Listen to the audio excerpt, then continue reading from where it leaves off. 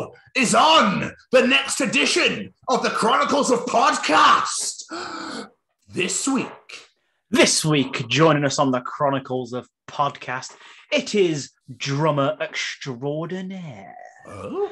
His name is Mr. Dane Campbell. Does that surname sound familiar to you? It should, because he's the son of legendary Motorhead guitarist Phil Campbell and the drummer from Phil Campbell and the Bastard Sons. And not only is he a drummer, he's also a podcaster, I should say, with a fantastic podcast called Drum for the Song. And you should all check it out. Right now. We'll wait. Yeah. We'll wait. We're sitting here. We'll just bide our time, won't we, JB? We will. Have you subscribed yet? Drum for the Song. Go check that out right now. While you're there, subscribe to the Chronicles Podcast as well. We'll wait. It's fine. No worries. But yes, Jamie could not have said it any better. Dane is a really wonderful, lovely human who was influential in the Welsh music scene back in the day when Welsh music was really starting to rise from the Funeral for a Friend, with the Blackout, with Kids in Glass Houses, etc., etc. But he picks up some sticks, looks at them, goes, let's smash some shit. And it says things like this. Of the whole thing was I couldn't play any shows with my band or any of my bands. I had to get a job, which I'm still doing, which is what I mean by I still feel like it hasn't ended. Even though we have played some shows last year, I think we did about 20 shows. I was doing it for a living before the pandemic, which is amazing. I'm very grateful to be in that position. But yeah, I'm waiting for more shows and mainly festival season to happen, before I can officially, comfortably, take the dive and, leave the job. Hope my boss isn't watching this. And then he grabs his microphone that's attached to the drum kit and goes, "We're the bastards!" And then he says things like this.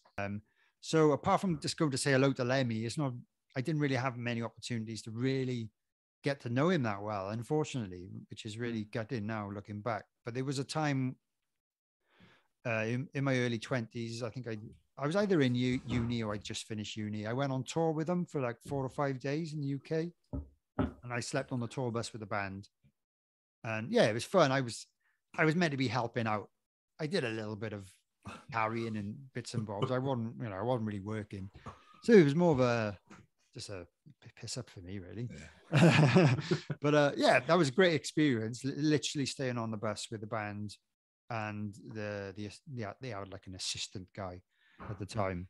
And there was one night that I think we went out for drinks somewhere, got back to the bus, and it was just me and Lemmy chatting on the bus for half hour about, I guess he was asking me about me and stuff like that, and that was probably the only like intimate time I had with him.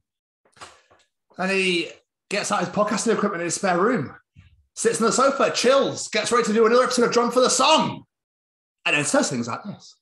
Yeah, I think those guys, mainly because they're in very big bands, but they've influenced me over the years a lot. And I like the way they play, and I think Lars would be funny. Yeah, I think it'd be funny. Definitely. And Dave Grohl and Taylor Hawkins seem like they've got a good sense of humor. Not sure about Travis Barker. Don't know. I can't tell. Yeah, he's a weird one. He's a bit of an enigma, that man, isn't he? Yeah. He probably would never come on unless I offered him $1 million, which I don't have. No, I mean, he's engaged to a Kardashian, isn't he? So yeah, $1 million is nothing to him.